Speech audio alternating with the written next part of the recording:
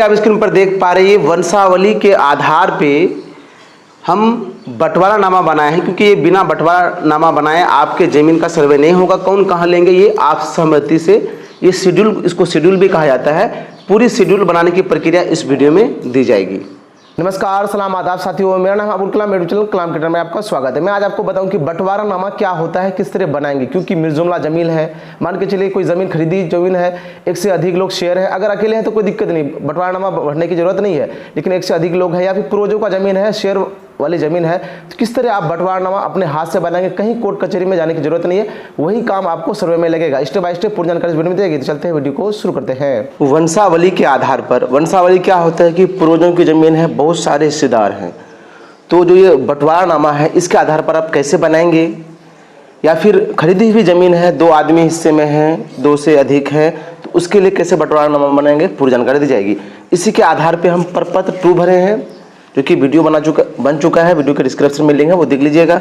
उसके बाद जब वंशज की जमीन होती है उसमें प्रपत्र 3 भरना होता है। प्रपत्र 3 का मतलब ये है कि जितने भी उत्तराधिकारी है उसका नाम देना है, उसके बाद यहाँ पर फिल करना है। तो ये कैसे भरा आता है इसकी जानकारी दे दी गई है, आप वीडियो के डिस्क्रिप्शन में लिंक है, देख लीजिए। आज हम बताएंगे कि बंटवारा नामा कैसे बनाएंगे। बंटवारा नामा के बिना आपके जमीन का सर्वे नहीं होगा। बंटवारा नामा क्या होता है कि कोई प्लॉट है आपका, तो आपसे सहमति से कौन किधर लिए, एक तरह का सहमति है, जो कि किसी भी मुखिया मेंबर या फिर अन्य सदस्य या फिर कोर्ट कचहरी जाने की जरूरत नहीं है, आप खुद घर से बनाएंगे। अगर आपके पास ये बड़ा कॉलम वाला फॉर्मेट है तो आप खुद से इसको भर सकते हैं, या फिर हम पेपर में भी बना सकते हैं। पेपर में, व्हाइट पेपर में बना करके आपको बताएंगे, यही वैलिड है।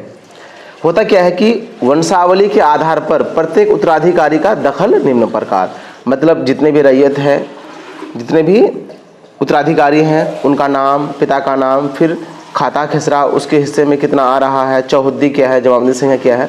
तो चौहद्दी का कॉलम कम है, ठीक है। तो होता क्या है कि मान के चलिए एक जमीन आपका बहुत हो सकता है, कहने का मतलब कि जैसे एक प्लॉट यहाँ पर है, ठीक है, एक प्लॉट यहाँ पर भी है, फिर यहाँ पर भी है, फिर और कहीं भी होगा। इसका खाता अलग है, मान के चलिए खाता इसका अलग है, ठीक है, सपोज दर 75 मान लिए हम। इसका भी खाता कितना है, 67 है। खेसरा कितना है, 102 है। इसका क्या है कि 69 और 70 है। तो यहाँ पर कौन कौन लेंगे ज़मीन, यहाँ पर कौन कौन लेंगे, क्योंकि सब जगह अगर सबको ही लेंगे तो बहुत छोटे छोटे भाग में मिलेगा। इसलिए क्या करते हैं, आपसे सहमति से बोलते हैं कि चलो 2 आदमी यहाँ लेते हैं, 2 आदमी यहाँ, 2 आदमी यहाँ। अगर मान के चलिए 6 हिस्सेदार हैं तो, ठीक है। तो इसी प्रकार से आप क्या करेंगे, आपसे सहमति से किस तरह क्या करेंगे, बंटवारा करेंगे। यहाँ पर कॉलम जो है छोटा है, इसीलिए हम क्या करें हैं, अपने पेन से यहाँ पर लिख दिए हैं। क्या लिखे हैं, वंशावली के आधार पर प्रत्येक उत्तराधिकारी का दखल निम्न प्रकार है। यही वैलिड होगा आपका, ठीक है। उसके बाद मान के चलिए कि खरीदा हुआ जमीन है, तो क्या लिखिएगा कि डायरेक्ट यहाँ पे लिखिएगा दखल निम्न प्रकार है, इतना ही लिखिएगा, ठीक है। दखल निम्न प्रकार है। वंशावली इसलिए लिखे कि ये वंशज का जमीन है, लेकिन आपका खरीदा हुआ जमीन है, मान के चलिए हो सकता है कि जितने आदमी मिलकर खरीदे हैं। और एक प्लॉट है, सपोज दैट ये प्लॉट है, प्लॉट भी आपको दिखा देते हैं। ये एक प्लॉट है। अब जब सर्वे होगा, 2 आदमी हिस्सेदार हैं या 2 से अधिक हैं, तो दोनों भाग में तो बटेगा, क्योंकि नक्शा बनेगा ये, तो कौन किधर लेंगे।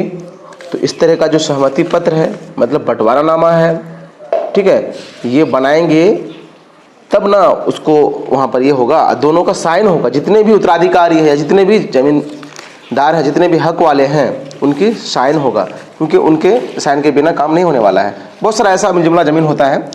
अब यहाँ क्या करते हैं, सेम टू सेम आपको हम दिखा दें कि जितना कॉलम यहाँ पर है उतना ही हम कॉलम भरेंगे। रैयत का नाम, पिता का नाम, अस्थाई पता, खाता खेसरा रकबा, चौहद्दी का तरह बड़ा कॉलम बना देंगे, फिर जमाबंदी संख्या। कॉलम बना करके हम भर के आपको बताएंगे लाइव। अब तो वीडियो को लाइक नहीं किया तो लाइक कर दीजिए। आप सबसे शिकायत रहता है कि वीडियो को लाइक और कमेंट नहीं करते हैं। कम से कम वीडियो में गुड, वेरी गुड, आप कहाँ से देख रहे हैं इतना तो जरूर कमेंट कीजिए, और चैनल को सब्सक्राइब कर जुड़ जाइए चैनल से।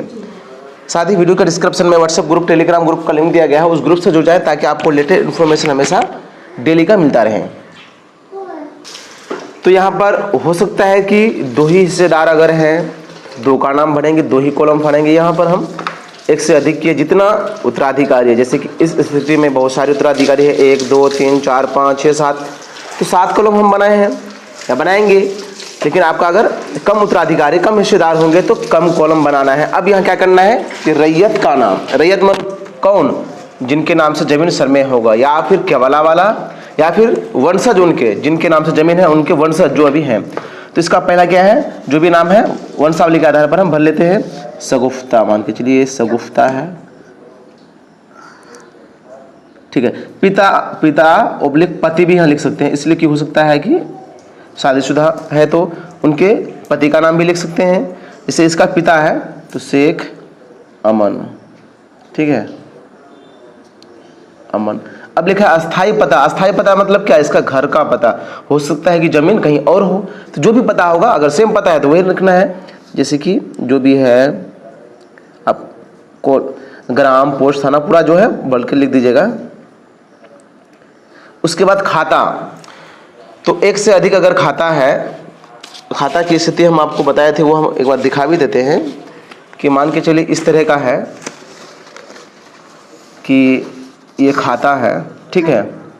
खाता 75 में आपस में बंटवारा कर लेना है कि कौन किधर लेंगे, उसी हिसाब से। खाता ये हो गया, 102 खेसरा है। अब मान के चले यहाँ पर हम मान के चले 2 ही या 3 4 हिस्सेदार हैं, सपोज दैट 4 हिस्सेदार है, ठीक है। हम वही मान के चलते हैं 4 हिस्सेदार हैं। तो यह देखिए 4 हिस्सेदार है, 4 हिस्सेदार मान के चलते हैं। आपका जितना होगा उतना कीजिएगा। 2 जगह जमीन है, अब चारों चाहेंगे कि यहाँ हम लेंगे, यहाँ हम लेंगे, तो कितना कम मिलेगा। लेकिन ये लोग आपसे सहमति कर लिए हैं कि 2 आदमी यहाँ लें, 2 आदमी यहाँ पर लेंगे। इसमें खेसरा 1 है, यहाँ खेसरा 2 है। तो यहाँ पर क्या करते हैं, खाता में 75 दिए हैं, खेसरा 2, तो रकबा अगर यहाँ पे कितना है 50 डिसमिल है मान के चलिए, ठीक है।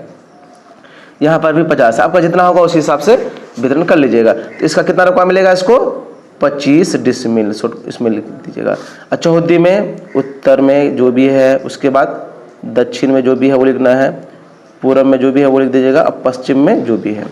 मान के चलिए ये ज़मीन है, एक भाई यहाँ पे लिए, तो इसका जो है यहाँ पर उत्तर, दक्षिण, पूर्व, पश्चिम में, जिससे पश्चिम का होगा क्या होगा, उनके भाई का ही नाम होगा, जो हिस्सेदार है वो स्वयं होगा। तो इस हिसाब से चौहद्दी आप भर लीजिएगा। उम्मीद करते हैं कि चौहद्दी आप भर लीजिएगा। जमाबंदी संख्या मतलब रसीद अगर कटता है तो रसीद में जमाबंदी संख्या रहता है, जितना रसीद में आपका जमाबंदी संख्या है उतना ही भर दीजिएगा, ठीक है। यहाँ पर मान के चलिए इसका 165 है तो 165 फिल कर दिए, ठीक है। और अब दूसरा देखिए, ये ज़मीन है 4 हिस्सेदारी ही है मान के चले हम, तो 1 भर दिए और 1 का नाम भरेंगे यहाँ पर, ठीक है, वंश बंटवारा नामा में, और 1 का नाम भरेंगे तो उसका भी खाता क्या रखेंगे, सेम ही रखेंगे। उसके बाद खेसरा भी सेम है, इसमें क्या हो गया 25 डिसमिल, इसमें भी हो गया, मतलब दोनों का हो गया। यहाँ पर लिख भी देते हैं, इसका पिता का नाम शेख अमन है।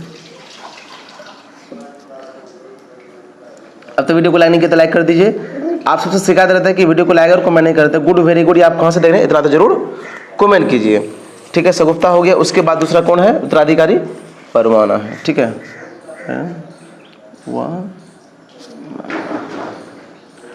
हम ये लिख लिए। उसके बाद फिर इसी तरह सेम टू सेम उत्तर, दक्षिण, पूर्व। अब यहाँ मान के जगह नहीं मिला तो इधर लिख लेंगे। आपको चौहद्दी इसी तरह भर देना है।